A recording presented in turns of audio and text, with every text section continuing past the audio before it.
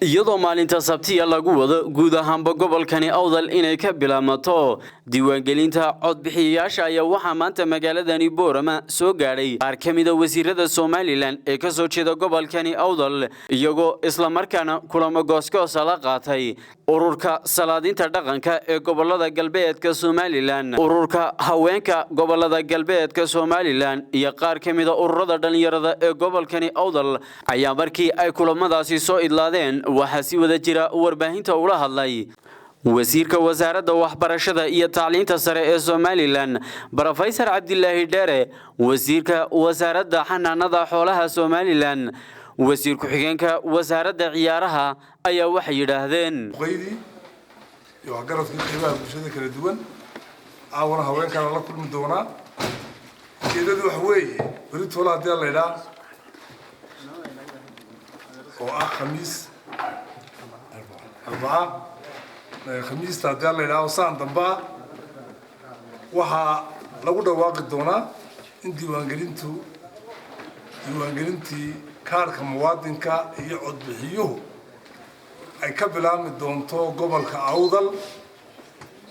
قبلان دمبا يقول لما يهنون قبل لديه وقبل كأوضل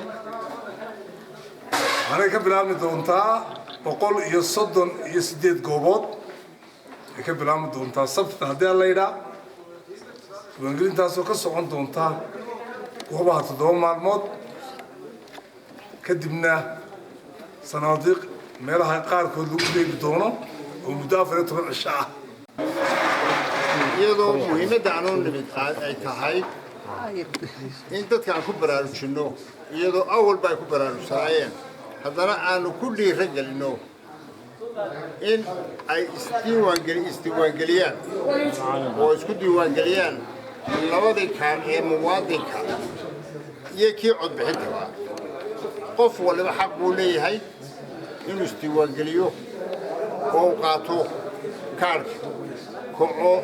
كموادي كان وحلينا يا ركاسي قعن آمنة أو سوماليلاند درا ayaa gacanta ku haysa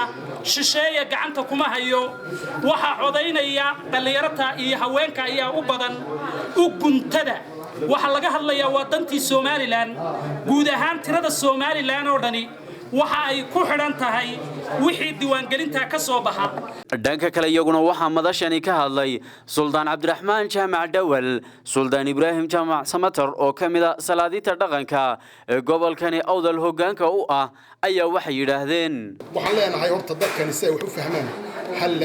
hal gaarsiin saalon waad ka timid aad iyo aad doonad keenaya ana loo horeysay gargaarkii loogu talagalay هلو هريسي بعدين هاي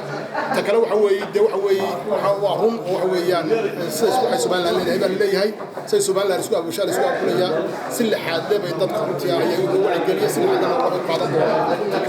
بإذن الله وحيد تبرتو ذا وأنا قدر دارنا عادي قول نبات يسون نبات هذا بارد في جرتو وحوي هذا من جوانينا إن الدم الشدة هي مقرصة كارك فوطاق وين القادم النادي من بورينا ضدك halka jooga si loo diiwaangelin lahaa arrimahaas baa runtii maanta lagu falanqeynayay kulankaasina si fiican oo aan hagar lahayn ayuu u dhacay waxaan filanaa wixii ay qaadatay xukuumaddu iyo wakiiladii xukuumadda ka socday inay sida u fuliyaan komishanka qarankuna waa inuu ku dadaalaa duruufaha jira inuu ka hadalay